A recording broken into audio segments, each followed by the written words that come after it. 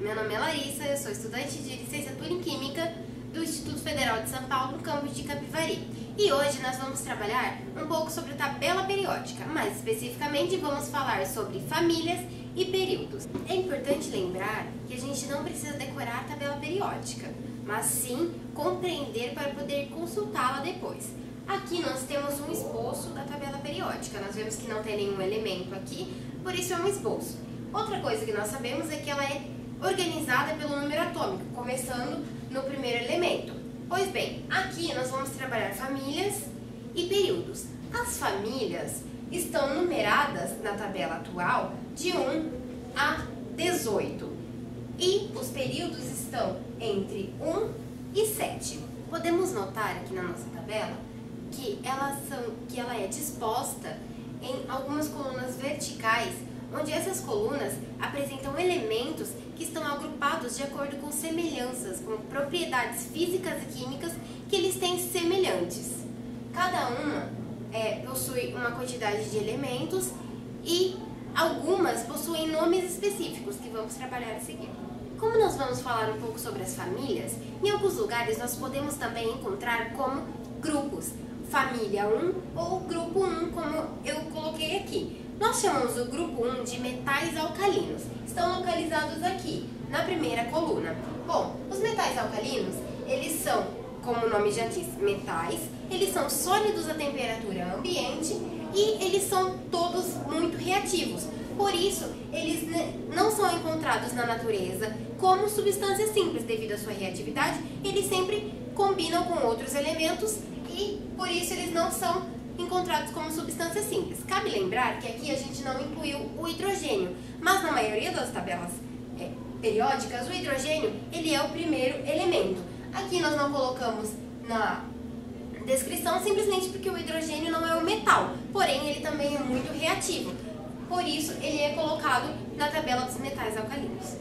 Bom, assim como o grupo 1, o grupo 2 também é formado por metais. A diferença aqui é que o grupo 2 é chamado de metais alcalinos terrosos.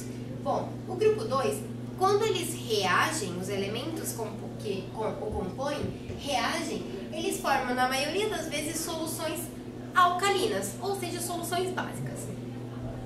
Outra diferença entre os metais alcalinos e os metais alcalinos terrosos é que os terrosos são encontrados na natureza e, na maioria das vezes, eles são abundantes na crosta terrestre, como é o caso, por exemplo, do cálcio. Então, dando continuidade, aqui nós vemos que entre a família 3 e a família 12, os elementos que as compõem são chamados de metais de transição. Esses metais eles são encontrados na natureza e eles, na maioria, se combinam naturalmente com outros elementos da tabela periódica. Porém, temos as exceções, prata, ouro e platina, que devido à sua reatividade, eles são encontrados mais facilmente na natureza como substâncias puras simples, sem necessariamente se combinar naturalmente com outros elementos. Ainda dentro dos metais de transição, nós temos dois grupos que são suprimidos na tabela, mas aqui nós temos os lantanídeos e os actinídeos. Os lantanídeos estão no sexto período, os actinídeos estão no sétimo período. Bom, como os lantanídeos estão no sexto período, portanto, eles têm 6 níveis eletrônicos na distribuição eletrônica deles.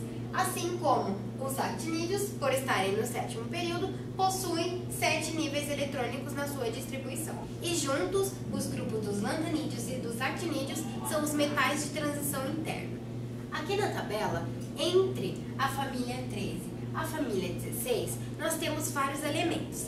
Estes podem ser classificados de acordo com suas propriedades, assim como os outros. Porém, dentro dessa quantidade de colunas que nós temos, nós podemos classificar os elementos como os metais representativos, semimetais e até não metais, como é o caso, por exemplo, do carbono ou do oxigênio.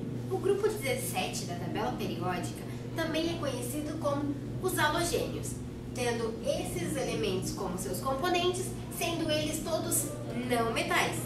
E todos são muito reativos na combinação com os metais alcalinos, na formação de sais, como por exemplo o sal que você tem na cozinha, que é o NaCl, a combinação de um halogênio com um metal alcalino. Então, a última coluna da nossa tabela periódica, a coluna 18, ou o grupo 18 no caso, é chamado de gases nobres.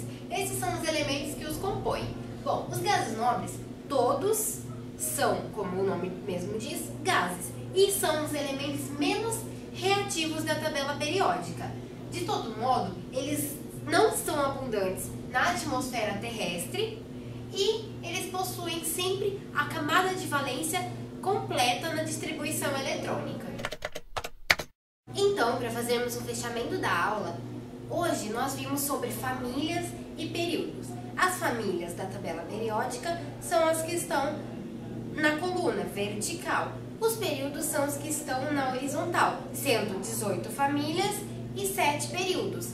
Na tabela, aqui nós podemos ver também que nós temos algumas famílias com nomes específicos, como a família dos metais alcalinos, a família dos metais alcalinos terrosos, depois os metais de transição, os metais de transição interna, também a família 13 até a família 16, que nós temos elementos classificados como metais, semimetais e não metais, além da família 17 com os halogênios e a família 18 com os gases nobres.